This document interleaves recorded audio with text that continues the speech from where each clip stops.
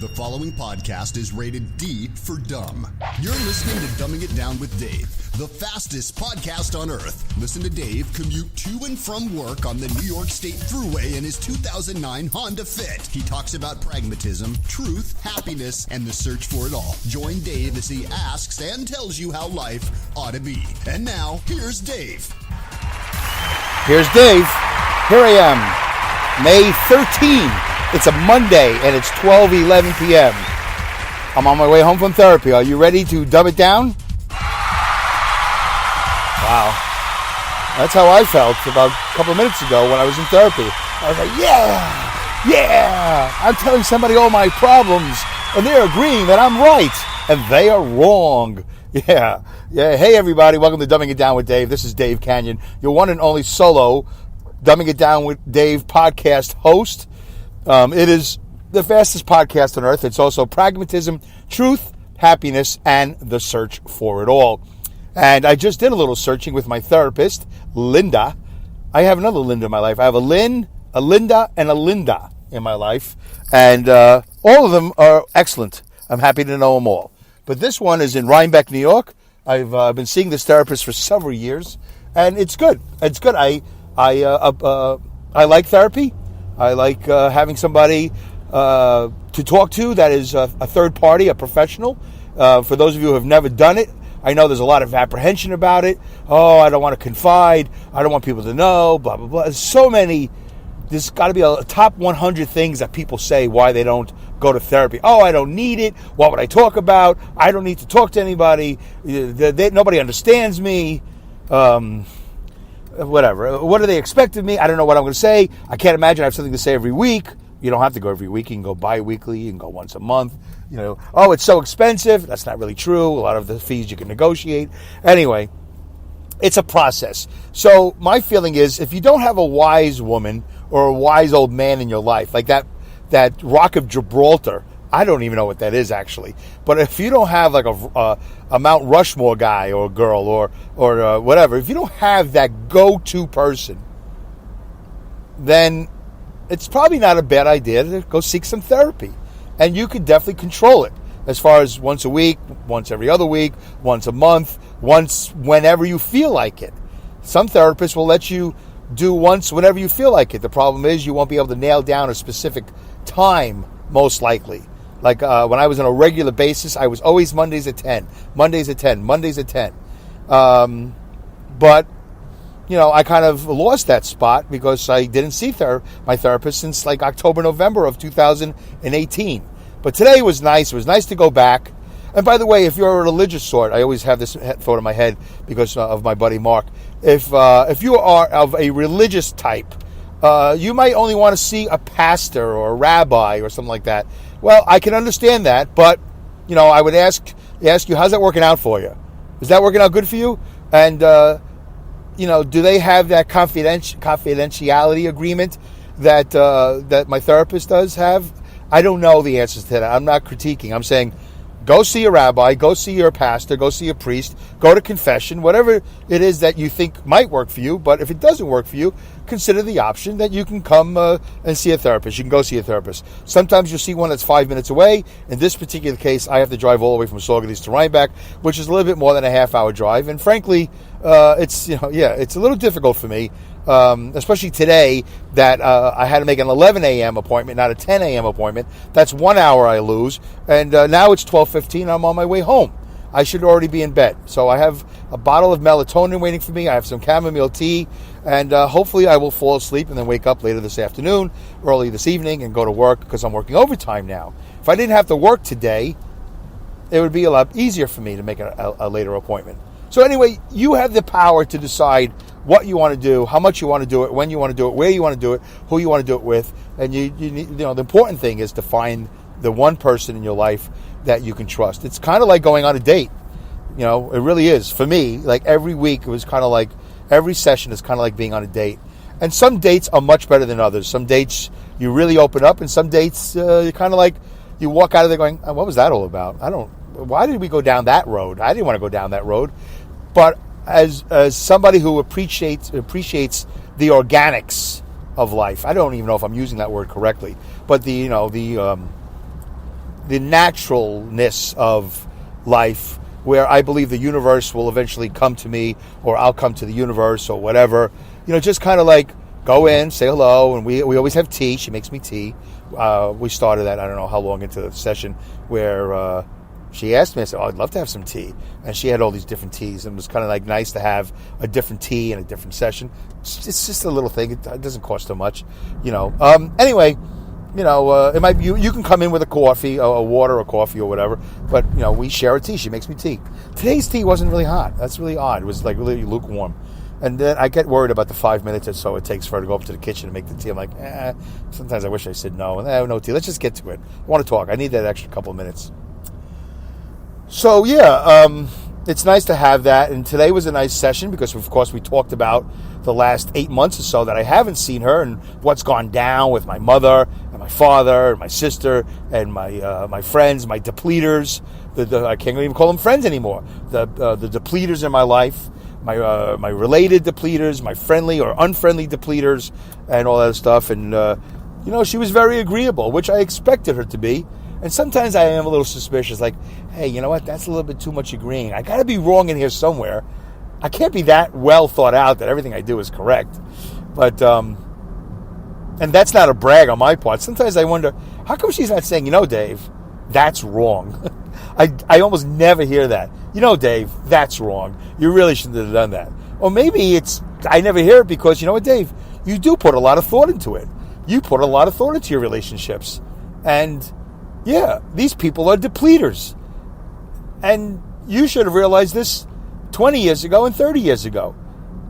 You should have recognized those signs where if you're giving more than you're getting, then you need to stop these relationships. Or you need to deal with them in such a way where they don't deplete you as much and you don't feel as obligated to complete them. And then I wonder, well, what kind of a relationship is that?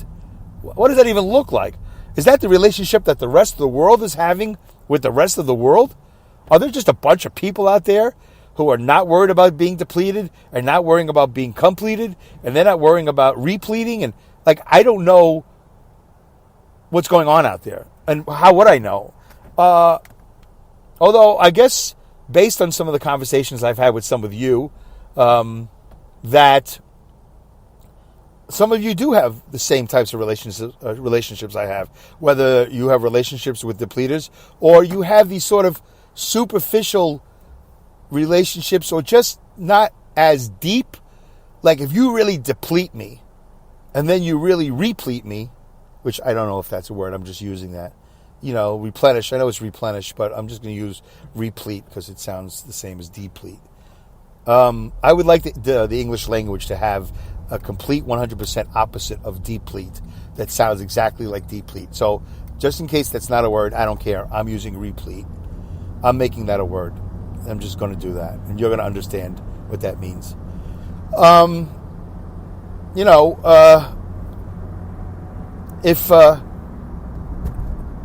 If you don't replete me, I don't mind that you deplete me, but as long as you replete me, then I know that we have a relationship. I just feel like people are just taking way too much and giving me too little. I talked about that in the last episode 119. I hope you enjoyed it. Episode 119. I thought that was pretty good. Complete me, don't deplete me. And what were some of the other ones? 118 was I lost 2 friends and a cat and my iPhone cord. I thought that was a good one. 117, entering America through the gift shop. 116, the What If episode, the bonus episode. 115, I'm thrilled there wasn't a horse head in my bed. That was a good one. 114, my doctor, a finger, and rectum. That was good. And 113, no news is good news. So these are some of the Dumbing It Down with Dave podcast episodes. If you've missed, you can listen to them here on Spreaker or iTunes or where else. Player FM, I guess, I'm on. I still don't know what's going on. And Spotify I'm on. I'm still not on iHeartRadio. I need 100 listeners. I can't believe I can't get people to click whatever it is they need to click on Spreaker. Although I can believe it because a lot of you don't listen on Spreaker. But that's probably why I'm not getting a lot of comments other than from Linda or Mark or there's like a few people that always are commenting on Spreaker. And anyway, if you can, guys, you know how to do it. Share it. Tell your friends. I know my buddy Pat is doing a lot. He's always sharing and doing, and Linda does a lot. And the rest of you, whatever your reasons are, yeah, I guess, Eventually, I'm coming for you. Who are the other depleters? Really, Dave, it's not enough just to listen to you. We have to do all this other work. Well, I guess the answer to that is no, you don't. But I would totally do it for you. And you wouldn't have even had to have asked me. I would have already done it. So, listen, I do think about little David. And a lot of this in my life has been, what is the true essence of Dave Kanyan? What am I truly? Where am I truly? And who am I truly? Forget about being tainted by the Kanyan family and the Weber family and the Hazen family and all the other socioeconomic taints of the world that have affected me so negatively over the last 49 years. Yeah, I'm going to do that because I'm going to say 49 because when I was 6 years old, I remember being so young and so innocent, so wide-eyed and so energetic and so loving of life and so interested in the world. And everything on TV was fascinating. The wonderful world of Disney and National Geographic and, everything. Even the Art Linkletter show. Art Linkletter and Lawrence Welk, for some of you who are old enough to remember. I loved life. I loved everything. And then all of a sudden it just became like, you're not good enough, Dave. You're not smart enough, Dave. You're not like your sister, Dave. You're not like these people, Dave. You're not clean enough, Dave. Your room isn't clean. Your penmanship is sloppy, Dave. You're not Jewish enough, Dave. You're not black enough, Dave, as they moved me out of this neighborhood, so I could go to this other school, this yeshiva, because, there was this thought that black people were animals, and that's why I couldn't go to school in Brownsville, New York. There was a lot of this. Oh, yeah, by the way, you're little David, Dave. You're not even like David. You can't even just be David. You had to be little David because there already was a big David. My cousin, my uncles, my mother's brother already had a child. His oldest, I think it was the oldest, was David. And then my mother just goes, yeah, I'm going to name my kid David too. What a moron. Why would you name your kid the same name as your cousin, as your nephew? Why would you do that? So I was always little David. Anyway. So before I was tainted with all this negativity and all this false love and respect and admiration, which didn't exist, it was, only because I could do for my parents. When I could do for my parents, I was good. When I couldn't do for my parents, I was bad. And there was just a lot of negativity along the way. Nobody had my back. Nobody had my back. Not one person said, Dave, I see what you're going through. I'm gonna help you out. I'm gonna check in on you. I'm gonna be that uncle that you so badly want. I'm gonna be that father. Since he can't be here, I'll be that uncle/father. I'll be that uncle/father/brother. I will be that uncle/brother/father/advocate /adventure seeker /nurturer/supporter /rescuer /life guide, tour guide, mentor. Never happened. 0%. Everybody was like, well, who cares about him? I'm sure Harold and Sonia are doing a great job raising that young boy. They have their hands full because they're deaf. Yeah, kiss my ass. Hands full. Whatever. Anyway, yeah, he should be in yeshiva. He should really learn about Judaism because that's going to help him out. Because, when he goes home, he'll live the same Judaism he's studying in school. I'm sure of it. Yeah, it'll be the best thing for him to be such a Jew. Yeah, that didn't happen. Yeah, wait, he'll get bar mitzvahed. It'll be beautiful. Yeah, that was pretty hypocritical. So much taint. A lot of taint. A lot of negative taint. So it was good to see the therapist today. I feel so much better afterwards. I'm clean of all that now. Yeah, she raised her rates, by the way. I'm not really happy about that. So I couldn't commit to another 2-week appointment. Usually I go bi-weekly, but you know what? I agreed to see her in a month. Maybe in a month. Let's see how that goes. If I feel up to it, I'll see. If I don't feel up to it, I'll cancel. I don't like holding on to an hour and then not showing up. So I told her I don't really know how I feel about revisiting therapy at this time. $80 is a lot of money. $60 is still a lot of money, but not as much as $80. When you multiply that over 26 weeks, it's the difference of a couple of $1,000, I think, and I'm just not interested. It's a lot of money. It's not a lot of money, but it's a lot of money. Whatever it is. And I'm thinking maybe, just maybe, I'm going to try to find somebody local. Whether it's local Albany or whether it's local Saugerties. And then again, I'm thinking, I think I just might stop therapy altogether and see if I can keep it together. See if I can find my own answers. I'm going to be my own Obi-Wan Kenobi. Because I think learning the lesson of depletion versus repletion, I think that's a huge step in my life. The fact that I know now when I feel depleted that I need to get out of that. Whatever it is that I'm in, I need to get out of it. So I'm curious about you, about, for those of you who don't comment, it'd be really nice if you would comment, whether it's via Twitter, @DoneWithDave, @DoneWithDave, or, in the Spreaker comment section, or, email dumbingitdownwithdave@yahoo.com. You want to go to iTunes and leave me a 5-star rating and review. That's nice too. But, the thing about Spreaker is I love that every show is unto itself. And Spreaker gives you a space to easily comment right there, politely and easily comment in the comment section and say, hey, Dave, you're right. You know what? I've been thinking about my relationships with my sister or my brother or my coworker or my boss or my mom, my dad, or whoever. Why do I allow them to deplete me? Why do I allow them to harm me in any way? Or I used to do that, but now I've gotten rid of them, Dave, just like you. Just like you have learned at this late point in your life at 55, that it's okay to say, oh, guess what? We're not doing this anymore. I'm not allowing you to do this to me anymore. Yeah, you're out. Yeah, but yeah, no. These are all things you should have realized. I've never done this to you. You've always done this to me. Oh, it's not true. Yeah, it does. It feels very true. And if I'm wrong, I'm wrong. I will admit to that. You know that. I'll always admit to being wrong. But I don't think I'm wrong in this case. I think I'm very right. So, yeah, it was good to be in therapy. It was good to, not really great to revisit all that. I don't enjoy revisiting all that, especially, God, it crammed in 8 months into one session. That was a lot of cramming, maybe 7 months. I don't remember. I don't know how long it's been. October, November, whatever. Feels like, 6 months at least, right? Because we're in May, so it's 5. And then November would be 2, so it's 7. Yeah, so it's 7 or 8 months. Anyway, so that's the story on that. All right. Of course, I can't see the clock, but I can't read it. Where's my glasses? I'm pretty sure it's 17 minutes in. Let's take a breather break, and then we'll do the rest of the show. All right, let's do a test. All right, 3 deep breaths. You know how it goes. 3 deep breaths. 3 in, 3 out. Try to make them deeper, deepest, and then hold them at the top, and then we'll exhale, and that'll be our breather break. That'll be our big break on the show because I don't have commercials, and frankly, I don't even know if I need a commercial. But if you are somebody who's interested in advertising on Dumbing It Down with Dave, feel free to contact me, at Dumb with Dave on Twitter or dumbingitdownwithdave@yahoo.com. I'd love to hear what you have to offer. Maybe there is a relationship we can have that I feel good about, and my listeners would love to hear about whatever product or services you offer. But right now, I'm sponsored by Air. That's it. Because if it's free and clean, you should breathe it. 3 deep breaths. Here we go. Ready? Go.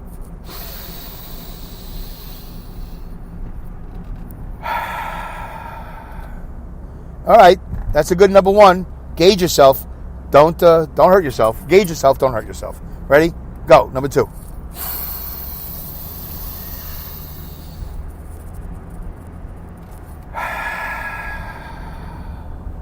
All right, that was good. I'm satisfied, number 2. Not my best, but it's okay.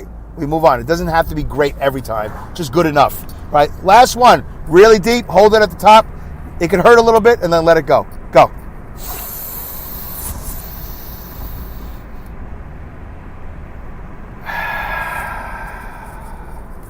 All right, excellent. Way to go. Congratulations. I'm proud of you. It's interesting on that 3rd breath. I always wonder, am I breathing deeper and it hurts? Or is my body not as strong and it hurts? Like, I really do feel my ribcage expand on that 3rd one. I really do the work. I hope you are too.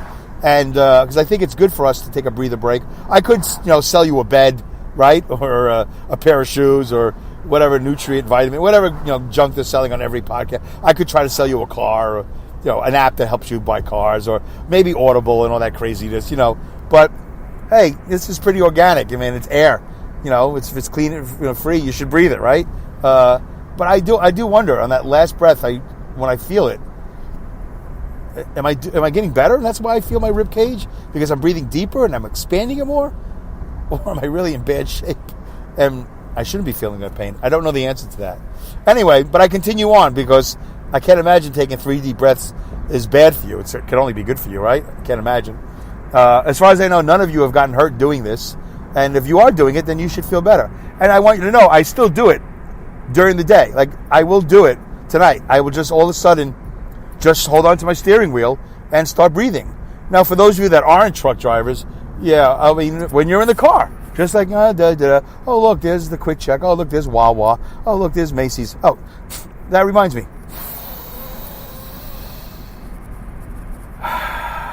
Yeah, just take a deep breath. Can never be bad. And for those of you who smoke, I mean, you're breathing all the time and you're putting toxins into your body. So I would think you, out of everybody else, is an expert on inhaling, right? So, you know how to breathe. All right, so there you go. That's so far Monday morning, the 13th of May. Did you do the Mother's Day thing? I did Mother's Day thing. I actually went down to visit my mother last Sunday. That was kind of eventful. My father had a situation. I got called while I was on the treadmill at Planet Fitness last Tuesday or Wednesday. I got a call that my father misbehaved, and they wanted me to come down immediately and have a family meeting. And I'm like, oh, I don't think that's really necessary. Can I just call my dad and, tell him that he needs to behave? And then it was... then he did this other thing, and now we have to talk about your father and your mother. And I'm like, do I really have to travel all the way down to Brooklyn to talk about my parents, 82-year-old parents, misbehaving? Do I really have to do that? So I was able to talk them off a ledge, the nursing home, and say, listen, let me call my dad, and let me just touch base with him. And I think everything's going to be okay. I think we just had a little, a bang in the universe, like some sort of weird thing, but I'm going to clean it up. And I think I did. And I don't know if I cleaned it up 100% or 80% or whatever percent, but I think things are okay for now. So now I'm kind of forced to have this even deeper, falser relationship with my dad as I call him, and we don't talk business. We just talk about him, hey, Dad, how you doing? Oh, okay. So listen, you taking time for yourself? Are you relaxing? Like, I have to do this whole thing with him that, by the way, he should be doing with me. Hey, son, how are you? Oh, you working 5 days a week? That sounds like a lot. Is that like 70 hours a week? Don't you think you should take a break, son? Hey, son, would you like to go somewhere with me, son? Hey, son. Hey, by the way, I want to do this for you, son. Like, hey, how's that wife of yours? How's that house of yours? Hey, son. Yeah, see, that never happens. But I'm doing that for him. Hey, Dad, how are you? Are you okay today? How do you feel? Did you go visit a friend? Did you go to the diner, have a cup of coffee and a donut? Hey, Dad, are you doing something that doesn't involve work, that doesn't involve your wife, that doesn't involve the apartment? Are you doing anything? Like, I have to do all this for him now. I really thought once he was a long-term care, I'd be like, all right, you guys got it, right? Long-term care. You're being cared for long-term, Harold. Your wife is being cared for long-term. So if you just don't misbehave, I won't get phone calls while I'm on the treadmill. I'm trying to get my life in order, trying to downgrade from obesity to husky. Can I do that? Can I downgrade from obesity to husky and then from husky to back in shape? Is it possible, Dad, you could let me qualify for a half marathon or a marathon? Is it possible you could somehow behave yourself at the age of 82? Can you forget just for a couple of minutes that you're this paranoid deaf person and you think the whole world is talking about you, that the whole world is against you, that you can't trust anybody? Is that possible? I wonder if that's possible, Dad. Probably not. Anyway, so dumbing it down with Dave, the fastest podcast on earth. Pragmatism, truth, happiness, the search for it all. And I'm searching for better parents right now at the age of 55 and a half. Better parents. I hope your parents are good. How are your parents? Do they mistreat you? Do they abuse you? Do they, in any particular way, do they overemphasize anything? Do you wish that they didn't do something? Do you wish that they did do something? What is it? I'd like to know. I'd like to know from all of you. Really, the Spreaker comment section should be just overloaded with like 1 million comments. I'll take 10. By the way, Dave's Fit Life has 95 subscribers. I'm 5 short of 100. Have you subscribed yet to Dave's Fit Life? That'd be really nice. It's a whole different thing than Dumbing It Down with Dave. It's about me living in my fit, being fit, and finding fitness in my life. Yeah. Fitting things into my life, trying to get fit and living in Honda Fit. So that's a YouTube. That's video. That's, you can see instead of just hear. You can actually see this beautiful face. So check that out. And, of course, always with that, you could comment there on YouTube, and you can feel free to share that with your friends in your universe. But, yeah, I'd like to hear from your parents. That's what the show's all about, is interaction. Interact. Don't just sit there like a lump and deplete. How's your dad? How's your mom? How's your relationship? Did you have that Andy Griffith relationship with your father? Did you have that Mary Tyler Moore? Although she never had children in her show. Well, the first show she did, she had Richie. Remember the Dick Van Dyke Show? I thought she was an okay mom in that one. But it really wasn't all about her being a mom.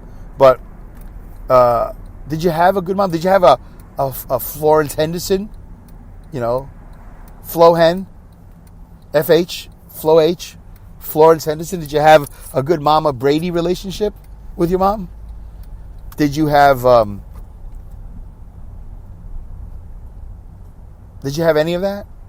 Or did you have an uncle? Or did you have an aunt? Did you have a grandma or grandpa? It's not always a conventional mom and dad. Sometimes it's others. Did you have a good pastor? Did you have a good rabbi? I bet you didn't have a good rabbi. I don't know if you had a good pastor, but I don't know. I don't feel good about anybody having a good rabbi in their life. I mean, I guess it could happen. If I'm wrong, tell me. Oh, no, I had this Rabbi Schwartz, man. He was great. We would hang out and we would talk and he'd listen, he was a world of wisdom. I've never have seen that to this very day. I've had one conversation with a very young rabbi when my son was born 22 years ago, and he was also very good. I don't remember his name right now, but he was actually very nice, and I kind of wished, very young, very unorthodox, I think. Yeah, he was not orthodox. He was unorthodox. He was young, one of these newfangled young, not millennial. It was way before that whole thing happened, but I don't know what happened to him.